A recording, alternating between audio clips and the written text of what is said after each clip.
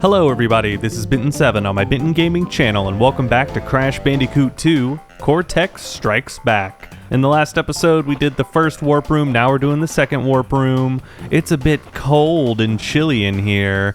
Good thing I'm a bandicoot. Before we even do anything, there's something in here that I think is kind of fun and interesting, and it's this guy. He barks like a dog. It's one of the most well-known secrets of Crash Bandicoot 2, but in case you didn't know, you jump on his head a certain amount of times and then you get a bunch of lives, and he's dead now. Do not let his cuteness fool you. He is a war criminal. Going into Snowbiz, the first level of the second warp room, and it's going to be cold, I assume. Yes, indeed it is. Running through. Whoa, we don't even get any snow at the beginning. It's just a bunch of ice. Good thing I have learned the secrets of spinning and slipping around on ice. Ooh, what do you guys think is in this corner box here? Clearly not red, so it's not a TNT, and it's not even a secret. Why even go through the trouble of showing me something I can probably have with some effort if it's not going to be worth it? Ooh, I almost forgot to spin, but it's all right. We got a lot more ice in this one than the last snow level. They had to step up their game after that. Ooh, porcupine time. These guys, once they get their spikes out, even though at the front they look like you can get them, you cannot. If you try to spin into them while their spikes are out, you will get hurt regardless of what you do. There's a platform for a red gem path. Wow, so that means we probably can't get all the gems in this one. Oh no! Ah! You can't get me, and neither can anyone else. Ooh! No, no, no, no, no! Hopefully I can I slide up? I sure can. I thought it was gonna be too late and I wouldn't be able to get that gem, or that box. Oh! Even though I can't probably get the box gem in this level anyway. Man, Ice Guy's rude. Got to escape the grasp of the automated timed thing that goes down and tries to squash ya. I wish I could see how many boxes are in the level. Later Crash games tell you, but not this one. I love the colors on this ice path. It's like all the colors of the Biv side of things. Very neat, very cool. Question mark, what's down here? It's a bonus. Who knew? Now, not that you guys even comment on any of these videos, but I had a thought while I was playing Crash Bandicoot off camera, and that was that maybe some people would be bothered by me leaving Wumpa Fruit behind. So to accommodate you guys, I'm gonna try to get all the Wumpa Fruit I can, even though I don't really care about them. Because I mean, they only really are to give you an extra life if you get 100 of them. But I don't really care about lives, see? The games are already so generous with them. I get a free box. Heck yeah, and that is the bonus. I've brought up several times since I started this whole Crash Bandicoot adventure, which the question has come up of why take risks when I don't need to, and that's really the main theme of Crash Bandicoot, I feel, is risk management. You're going to constantly be given options between doing the safe thing and doing the dangerous thing to get minor rewards. When the opportunity arises for me to get an extra life, whether that be an extra life pickup or a Wumpa Fruit of some kind, I don't really care. I will always go on the side of not taking any risks I don't need to take. And hey, remember in the first game when there was that pile of crates with the TNT?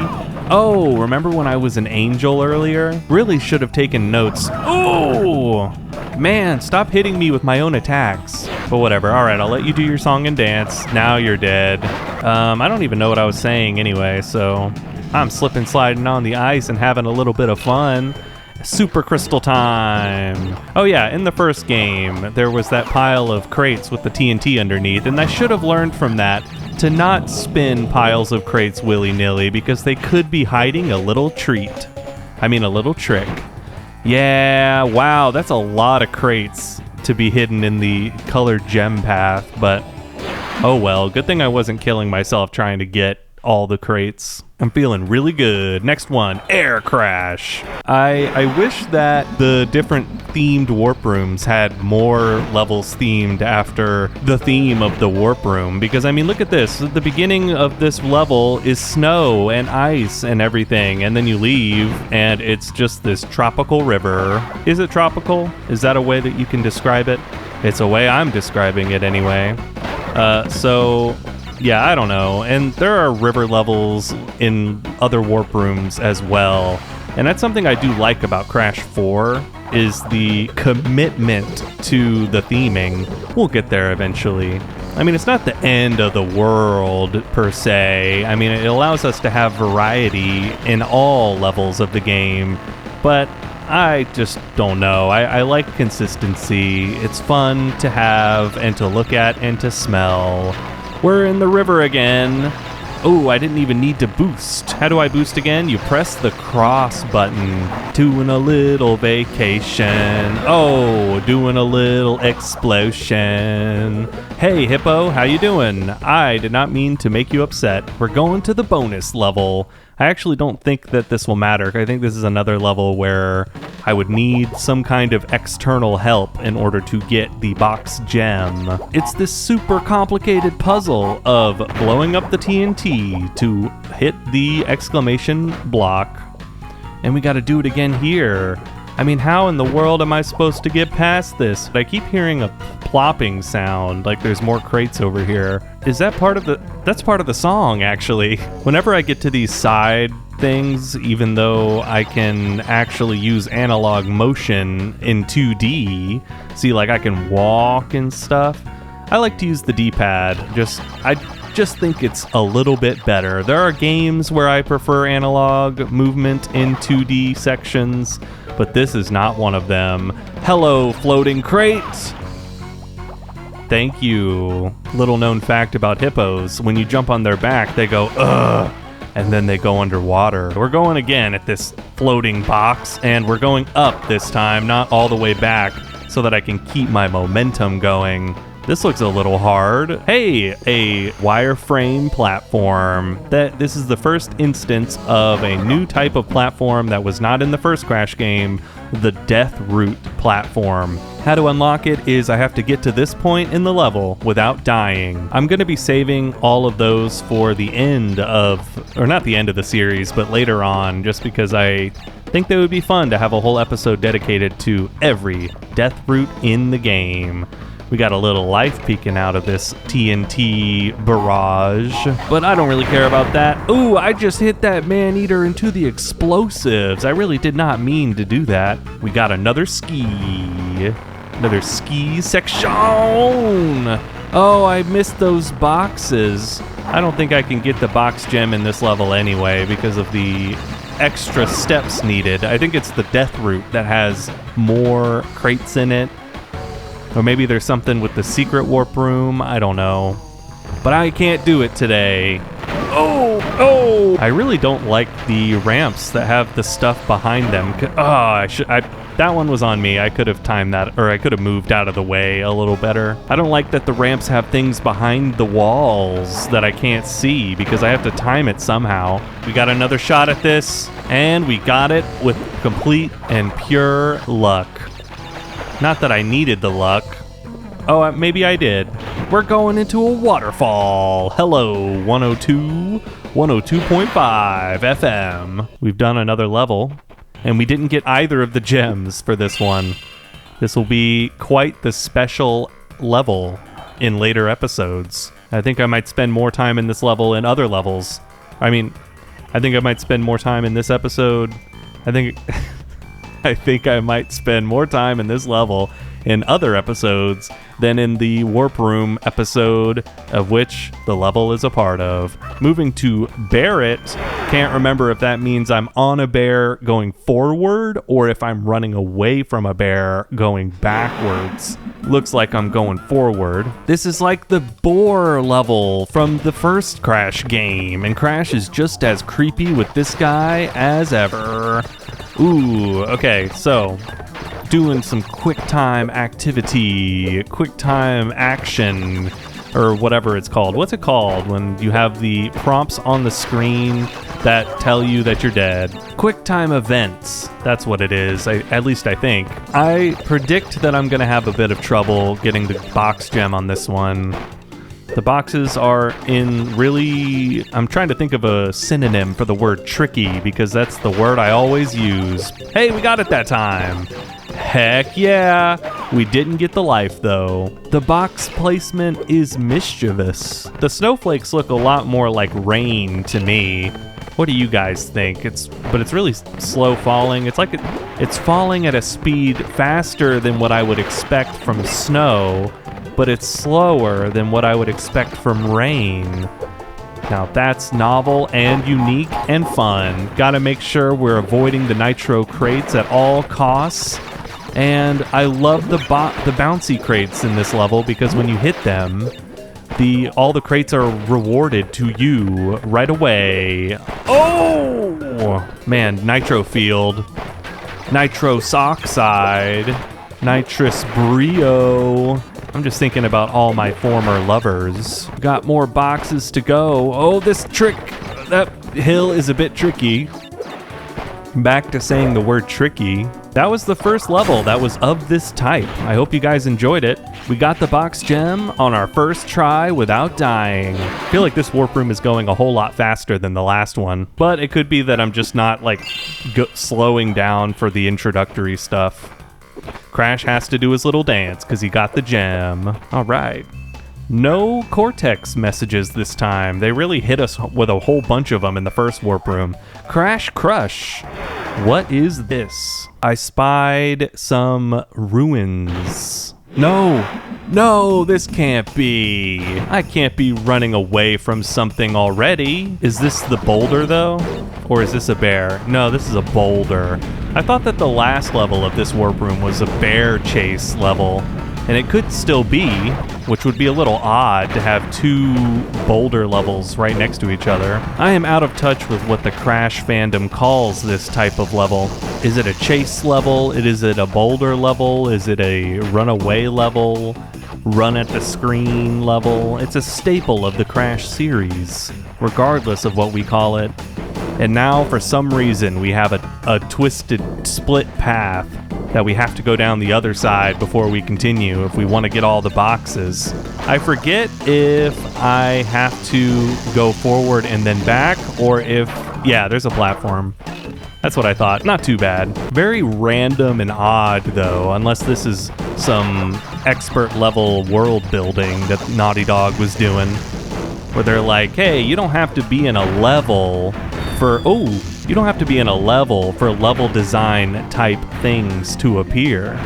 This is to paint the picture, the illusion that this is a lived-in world where even if a place isn't a level, it is a level. Crash, why'd you do a somersault? That was dramatic.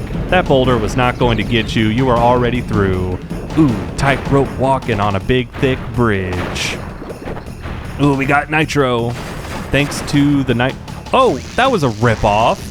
I just got on a dash panel and then he just walked. Oh well, at least we didn't die. But at least for the nitro crates, they have that sound, that bouncy sound that happens.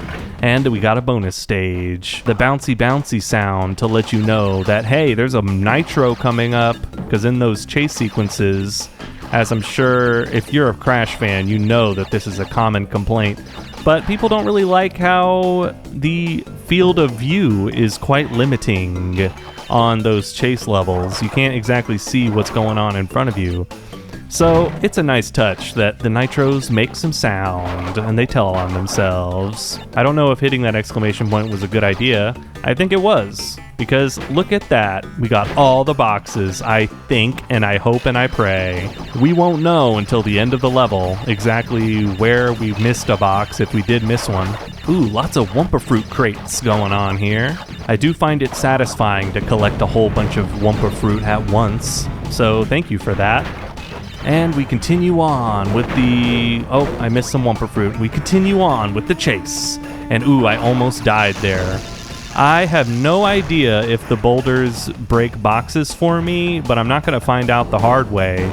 I'm gonna find out the easy way by looking it up later. Oh no! Steel crate!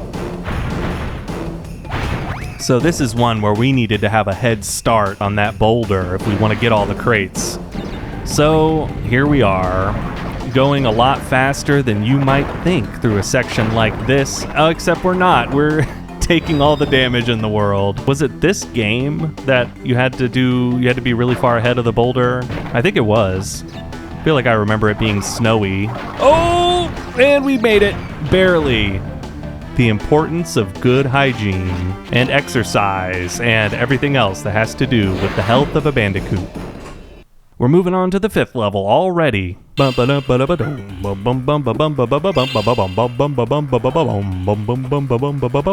Do your dance, Crash.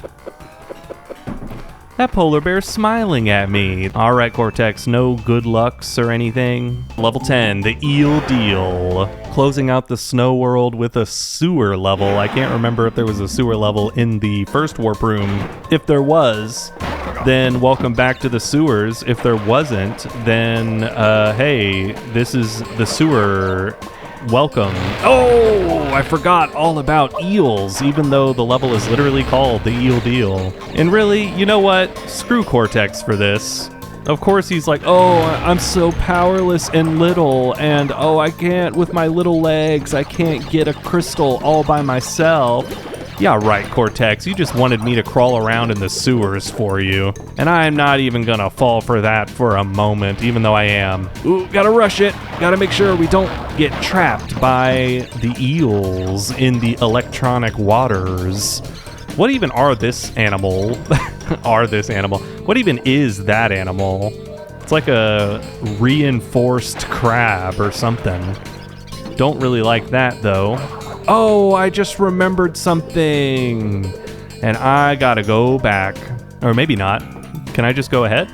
Oh, it's a bonus level. There was that split path that I didn't acknowledge at all. I have looked at my notes briefly, and that is something I'm gonna want to go back and do. There's a special little something in here that I think was hanging up on the wall outside of this level. But I did not acknowledge it. I haven't really looked at what the collectibles are in these levels. Bouncy crates. Every now and then I decide to let them do their thing. Even though I hate them, I miss that Wumpa fruit. Let's go backwards, because there's something that I need to see. Something colorful and something crucial for plot development. Right back here. It wasn't as hard to get back to it as I thought. Whoa. Okay. Hey guys. Let's be nice about this. I had to break that box because the nitro exclamation point at the end of the level. This is different in other levels, but it does not break the boxes nearby to nitro. It only breaks the nitro. And I think that's just because it doesn't have all the boxes loaded at once, so it doesn't naturally break the boxes. If you guys know what I'm talking about, you know what I'm talking about. Ooh, hot. And hey, look at that. Green gem. We really have to go back? There was no teleport or platform or anything? Gosh dang it, Cortex. Why you gotta strike back like this? It's very dangerous in the water that is yellow. Did I at least save myself getting the gem? Yes, I did. All right, so I don't have... Oh, I do have to go back to get that box. Going back this way. So yeah, even though that box is right next to Nitro, using the Nitro destruction switch at the very end won't actually save it. So you gotta go out of your way to get it, or you will regret it. Either that, or I had some confirmation bias in my testing. I don't know. As much as I would love to be, I am not much of a scientific guy. Okay, we got another split path, but this time, follow the Wumpas, and they will show you the way. Because it's just a little room over here. There's nothing else really going on, so if you don't go left, you're gonna miss the crystal. Going right to the barrel. Gotta jump on the mouse that has some spikes on it. I don't know who gave him that. Alright. I respect the hustle, little vacuum mop guys, but I don't think you're actually doing anything to clean the sewers, nor do I think that the sewers really need to be cleaned. As long as nobody is really paying attention and nobody is down here, it really can be as dirty as you want it to be. Think about what's going down here. And we're back here. I was wondering if the exclamation block that destroys the nitro crates would be in an accessible place that would make the green gem easier to get, but no, it is after a fall that prevents you from going back. So no matter what, that green gem path, or that green gem, the path to the green gem, it will have something on it. You guys want to know something else I never knew? If you press A, okay, A, first of all, that's not a button on the PlayStation controller. Secondly, it's square? No, circle. Then you go up. You do this thing, and it's to avoid things that are flying underneath you. That won't work on that little mouse guy because he is on top of the bars. But it's for use later. I love climbing on the monkey bars. There's something really satisfying about how the sound effect and the animations and the speed that you're going, how it all comes together. Somebody's got to do a tier list of monkey bars in Crash Bandicoot games. Hello there, you're blocking my ancient tomb door, where we got the box gem, all because of my wit and intelligence. That's all the levels for Warp Room 2. Now we're gonna get a little booty call from Cortex, and then we can continue on. We got the green gem too, I forgot. What you got for me, Cortex? I'm all ears. 10 of 25 crystals. You're on your way. I'm running low on power, so communication from this point will be difficult. Again, be wary of the pathways between warp rooms. Remember, I'm counting on you. I am really curious about the quote-unquote pathways between warp rooms. I don't know what these pathways even look like. I go up and I teleport into a completely different environment. Unless this room with these alligator guys is actually on the way to the warp room above. I don't know, but welcome to the Komodo Joe Bros, I think is what they're called. We're gonna see. Oh, he's spinning just like me, Komodo Bros. That's them. Yeah, since he's not a bandicoot, he can't handle spinning for longer than 2 moments. Freaking idiot. Oh, I shouldn't have said that. I regret everything. Hey, get up. I know you're probably feeling really dizzy, but you get used to it. The longer you spin in this life, the more immune you become to it. Maybe he went a little bit longer that time, but I don't know. It'll just take some training and practice, because I refuse to believe that it is an innate ability of a bandicoot. Because that doesn't even make any lick of sense. Alright, you spin at me once again. Oh, he's looking at me this time. He's learned his lesson from his days throwing swords randomly. He wasted so much of his ammo. There, you guys are dead. Sorry to have to end your parade in this very gruesome fashion and then pelvic thrust right next to you, but it had to be done. There was no other way. That was Warp Room 2. We're moving on to Warp Room 3. We saved the day. What you got, Cortex? I just talked to you. Good show, Crash. You saw that? The brothers obviously lacked your mettle. But now is not the time to get cocky. There are still many crystals to obtain. Remember, the world is counting on you. All right. Whatever you say, handsome. I'm going to save my game and end the episode. Thank you guys so much for watching this episode of Crash Bandicoot 2 for the PlayStation 1, released in 1997.